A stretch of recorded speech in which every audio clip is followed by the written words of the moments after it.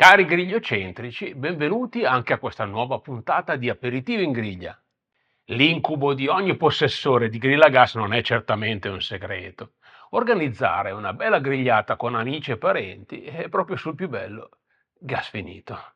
I sistemi per evitarlo però esistono e sono anche molto accessibili. Io sono Marco Agostini e durante l'aperitivo di oggi te ne voglio presentare 4.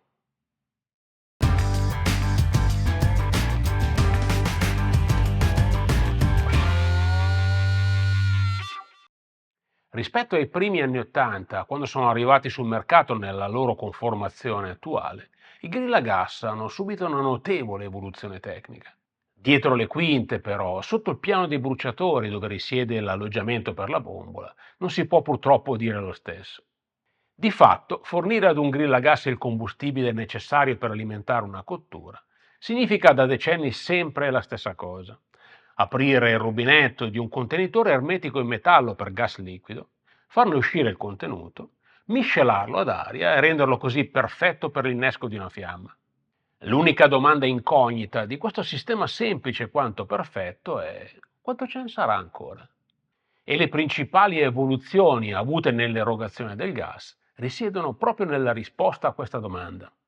Partiamo dal metodo più terra-terra, quello del peso. Con piccole differenze da modello a modello, devi considerare che il peso di una normale bombola per gas propano in acciaio è pari a quello del suo contenuto nominale, in alcuni casi leggermente superiore. Ti faccio un esempio. Una bombola da 10 kg, quella più diffusa, porta appunto 10 kg di gas propano, contenuto però all'interno di un involucro del peso di circa 10,5-11 kg, per un peso complessivo quindi a pieno di 21 kg circa. Per avere un'idea di massima quindi del contenuto residuo è sufficiente pesare la bombola prima della cottura e fare una semplice sottrazione. Naturalmente, come tutti i casi di metodi così empirici, l'esperienza pratica aiuta moltissimo nella precisione. Misurare proprio il tuo modello di bombola una volta che sarà completamente scarico e poi fare la stessa cosa quando sarà stato riempito a cannone ti aiuterà moltissimo nell'andare al millimetro con le tue previsioni. Pro e contro di questo metodo. Tra i pro, sicuramente il costo nullo. Basta avere in casa una semplice bilancia pesapersone. I contro è che si tratta di un sistema che, per quanta esperienza si possa accumulare, rimane pur sempre molto spannometrico, senza contare il fatto, particolare non di poco conto, che non consente una lettura del gas residuo just in time, durante la cottura. Il secondo sistema è solo leggermente più evoluto, quello degli adesivi termici.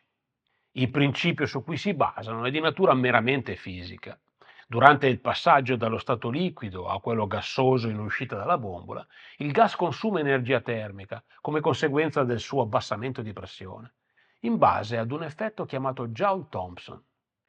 Fra parentesi, questo fenomeno è tanto più accentuato, tanto maggiore sarà lo spazio all'interno della bombola a disposizione del gas durante questo passaggio, ossia tanto più la bombola sarà vuota. Questo è il motivo per cui durante l'inverno bombole semivuote tendono ad andare in blocco, perché il gas diventa troppo freddo. Tornando a noi, se il gas raffredda, raffredderà anche la bombola nel punto di contatto. E rilevare dove questa è più fredda ci aiuterà quindi a capire il livello raggiunto dal gas residuo a nostra disposizione. Per farlo si possono utilizzare delle apposite strisce adesive o magnetiche da porre in verticale lungo la bombola e costituite da una serie di rilevatori posti in successione che cambiano colore al variare della temperatura della superficie di contatto. Se come me purtroppo hai abbastanza primavere sulla schiena, forse ricordi di quando eravamo bambini qualcosa di simile, che se appoggiato sulla fronte evidenziava cromaticamente la temperatura quando avevamo la febbre. Oggi sono praticamente scomparse e per gli stessi contro di cui soffre la soluzione per le bombole a gas. La reazione cromatica è a dir poco approssimativa, senza contare il fatto che non esistono in commercio strisce più lunghe di una ventina di centimetri, che quindi è la massima area misurabile. In pratica, con questo sistema ti puoi fare più o meno un'idea del livello di consumo nella fascia centrale della bombola. Tra i pro, invece, il bassissimo costo di acquisto di una striscia adesiva è l'unico vero motivo per il quale è preferibile rispetto alla soluzione del peso. Consente una lettura contestuale durante l'utilizzo. Con il terzo sistema iniziamo invece a parlare di soluzioni serie. Il terzo sistema consiste nel collegare sul rubinetto di uscita della bombola e prima del tubo di erogazione del gas al grill un apposito manometro. Attraverso una misura della pressione del gas in uscita, un indicatore riesce a stimare con una precisione più che discreta il livello di riempimento residuo della bombola. Il pro è sicuramente l'elevata affidabilità. Di contro, invece, non ce ne sono moltissimi. Forse solo il fatto che non è gratis e che costa un po' di più della striscia termica, anche se stiamo parlando di una decina di euro accessibile a chiunque. Il quarto sistema riguarda quella che forse è l'unica vera grande evoluzione subita dalla bombola in se stessa in questi decenni. Rispetto al carbone il gas è veloce, pratico, pulito, però diciamocelo, la bombola è una grandissima scomodità.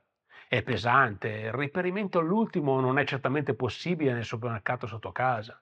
Inoltre è completamente cieca sul livello residuo del suo contenuto, ma questo ormai lo sai. Sulla reperibilità non si può ancora purtroppo fare molto, ma per ovviare agli altri problemi della tradizionale bombola in metallo è stata lanciata negli ultimi anni sul mercato la versione in vetroresina. Oltre a pesare meno della metà della classica bombola a parità di volume, presenta numerose finestre semitrasparenti nella sua struttura, attraverso le quali è abbastanza facile intravedere il livello del gas liquido all'interno. I pro in questo caso sono molti.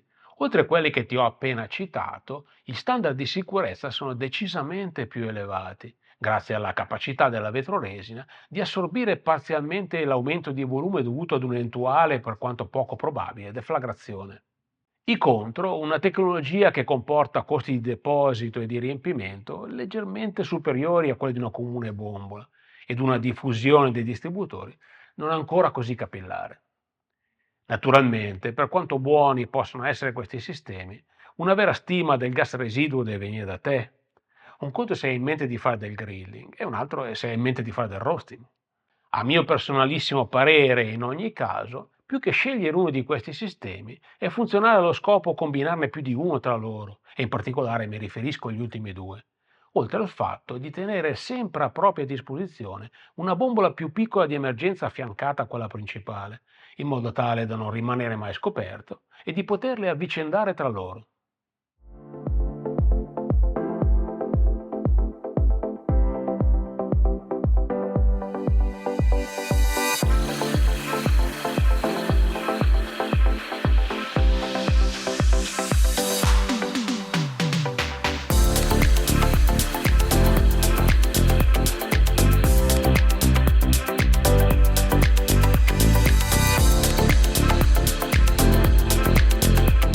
Prima del brindisi finale, però, iscriviti al canale e clicca su campanella, altrimenti ti perderai il prossimo. Se poi ti è piaciuto il video, non farmi mancare il tuo like. E se ti serve il mio aiuto, scrivimi nei commenti di quale argomento vorresti che ti parlassi bevendo il prossimo drink.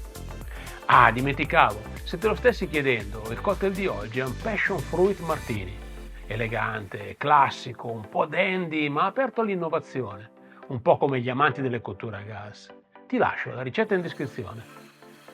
Quindi buon gas, buon divertimento e ancora una volta, buon barbecue. Cheers!